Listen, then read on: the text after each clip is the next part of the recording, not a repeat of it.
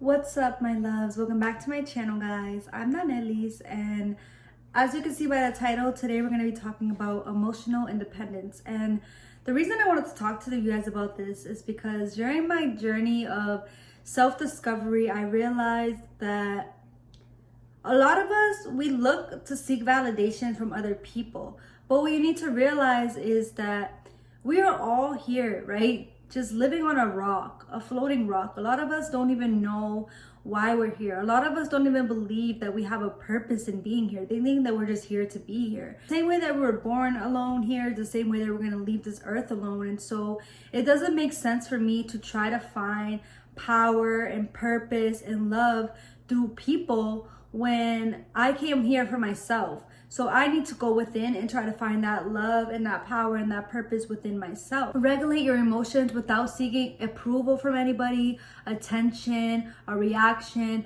validation, and really being able to regulate your feelings and your emotions through any given situation, difficult situation, breakups, heartbreak, separations, whatever it is. You should be able to look within yourself, look at yourself in the mirror, and just feel good about yourself no matter what, no matter how anybody treats you. Because at the end of the day, you are not responsible for other people's reactions, the things that people say, the choices that people make with their lives. And we don't have control over everything in our lives, and that's okay. You just gotta accept it and be here and just roll with what you got. And you see, the downside of being dependent of other people is that when you are dependent of people and situations and you have expectations, you give permission for these people and these situations to affect your mood when things are not going your way, or when a person isn't meeting up to your standards or giving you what you want. It affects your mood. And so we do not want this for 2024. So if you are someone that is looking to, learn to validate yourself, then this video is for you, okay? So the first step to emotional independence is really the first step to really going within and developing that emotional independence and being able to achieve things for yourself is really identifying why. Why do I have certain triggers? Why is it that I feel this way, right? How does it make me feel that I'm dependent on this person or this situation, right? Let's say, for instance, you have a person who you guys have been talking, or you guys are like in a situationship or whatever, you guys are just talking, and the person stops texting you the whole day. Like he or she just doesn't text you the whole day. A lot of us, we might start to get anxious. We might start to question, why is he not texting me? What did I do wrong? Or what are they doing? We want to know. We want to have that sense. We want to know because we want to have that sense of control, right? And so really question yourself, like, how do I feel right now being so dependent on this person? How is it affecting my mood, right?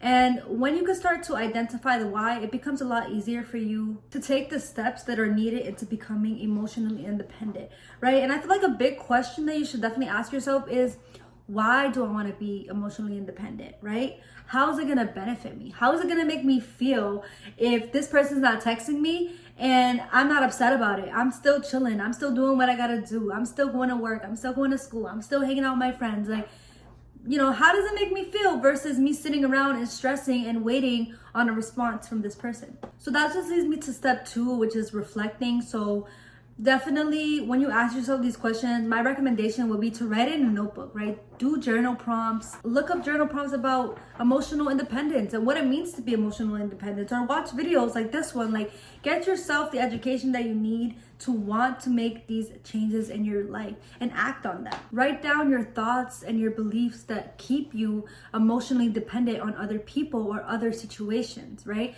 For example, you might write down, oh, I need things to go my way in order for me to feel that sense of control. I need to know what's going on in order for me to feel safe, right? And when you write those things down, like, question yourself, like, why do I feel the need to do that? Because then it allows you to come across these negative perceptions, these negative thoughts that flow into your mind, because you got to realize that our minds never stop thinking, and that a lot of the things that we feel about ourselves and we think about ourselves are not even really true. These are just fear-based thoughts that were just created based off just anything, whether it's a perception that somebody had about you, a situation you went through in the past.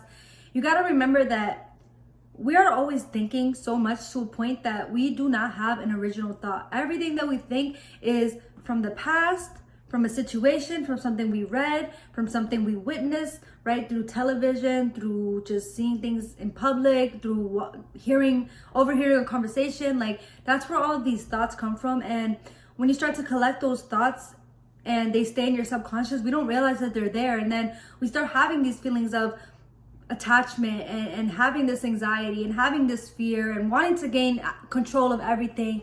But in reality, you have to remember, you are not in control of everything in your life, okay? The way that people act, the way that people respond, the things that people do have nothing to do with you, because they are their individual person and you are your individual person. So anyways, when you start to come across those negative thoughts and you're writing them down and you're reflecting on yourself and you're realizing like, wow, this is my mindset, this is the way I think, all you need to do is cross out the negativity, disidentify with it, and then come up with a positive affirmation or a positive thing that's going to replace that thought. For instance, the example I just said, oh, I feel like I need to know what's going on in order for me to gain control, right? Identify where that comes from. Why do you feel that way? And then you could write something positive, such as, I'm okay with letting things happen the way that they do, or I accept that I have no control over this or this person, or I accept that, I accept that I'm my own person and then my partner is their own person. Whatever it is, whatever resonates with you, whatever makes you feel better, more positive, write it down. Because when you start writing things down and you start being able to replace negative thoughts with positive thoughts, this is going to allow you to be more mindful. And that just leads me to the next step, is practice mindfulness. Practice being one with yourself and really analyzing your thoughts and where they come from, right? And this also comes from journaling and reflecting and writing. So when you start writing, you might be like, why do I feel this way? Like, what did I go through in my past that makes me feel like I need to have control over this situation? Or what did I go through in my past, whether it's something that I did or whether it's something that someone else did to me? What makes me feel like I need to react this way or respond this way? And a lot of the times, you got to be accepting, because sometimes it could really be something that you did in the past that you feel guilty about or you regret, and you project that onto your partner or whatever situation you're in, and it allows you to react negatively. But when you can become mindful, when you can become present with your thoughts and where they come from and how they form, it just allows you to, it helps you to increase your awareness around how you respond and how you react to situations and people in your life. And you start to really, and if you really want better for yourself, you're not going to respond in the way that you used to. You're not going to react in a negative way that you used to, because now you're able to understand yourself, you're able to understand the situation, and you're not so detached and so dependent on that person or on that situation, because you're living for you. You're doing things for yourself. You're focused on yourself, and when you're present, that's when you are able to activate love and peace and all of these beautiful emotions. But if you're not present and you're overthinking and you're questioning everything and you're just going crazy because this person didn't text you back, you're not going to evolve. You're not going to create this sense of self-independence, because you're still allowing that person and that situation to make you overthink, to make you question yourself. And a lot of us, when we become dependent of a person or a situation, or we expect something from somebody, it makes us look at ourselves as somebody less than, and we start to change the way that we view ourselves and our worth. And the worst thing is to look at yourself in the mirror and not feel worthy of love, or not feel worthy of admiration, or not feel worthy of receiving help. Like, you should not feel that way. And the reason that you're feeling this way is because you're expecting that from another person rather than building that for yourself, right? Loving yourself, validating your own feelings. And that's another thing too. I'm not sitting here and I'm not saying, oh, ditch like those feelings completely and be positive or whatever, because I get it. It's hard. It's hard to change your mindset. It's hard for you to get yourself out of that state of being, especially when you get used to a person being in your life for so long, or you get used to a certain situation or a certain way that things are going in your life. It gets hard. So definitely my tip would just be, give yourself permission to feel. Give yourself permission to sit in that anger, sit in those emotions, sit with those feelings and feel them. Feel them intensely. If you're upset about the fact that this person isn't texting you back, let yourself be upset. Don't react. Don't text them back. Don't be sending them a whole paragraph. Don't be like trying to have a talk with them. Sit with that feeling of anger. and really question and really analyze, why am I so angry?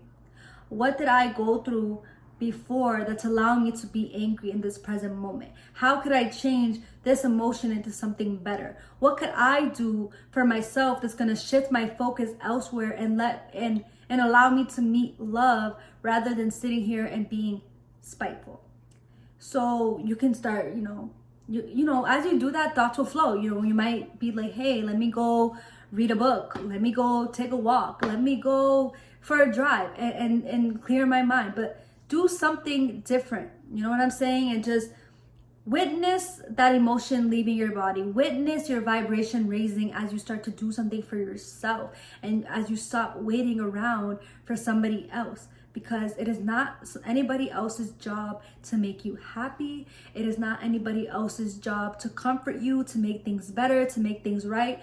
Yes, it's a beautiful feeling to receive help and love from another person, but you have to understand that you are not made, people are not made to make you happy. People are not made to make you feel loved. People are made to be in your life to share that love, to share that happiness, to share these good moments, right? People are not objects. And when you are depending on somebody so much, you're treating them as an object. You're treating them as if they need to be there for you. Just like a person that goes and takes drugs, right? They need that drug in order for them to feel that high, in order for them to feel that bliss, whatever it is they want to feel, they need that. People are not objects, okay? So you just got to accept it, that however people want to react, however people want to do, if people want to stop talking to you, if they want to ghost you, if they want to do things with their lives, they could do that with their lives. But it's not going to affect you. It's just not. We're not going to have that anymore. You got to remember that everybody is trying to figure themselves out. Everybody is living here for their own reasons, and not everything is about you. And so that's just it. We got to stop taking it personally. And we just got to put that love into ourselves, practice mindfulness, practice being one, understanding ourselves. And you're going to start to see, life is going to start to make so much sense. And you're going to develop so much self-love. And it's going to be easy for you to carry yourself through life in such a blissful, happy, and mature way. So if these tips have helped you today in any way, like this video, subscribe to the channel. If you guys have any recommendations on how I can make my videos better or what I should talk about more, don't be afraid to give me advice because I'm so open to it. But yeah, thank you guys so much for tuning in, for listening to me talk. I love you guys, and I will see you guys in the next video.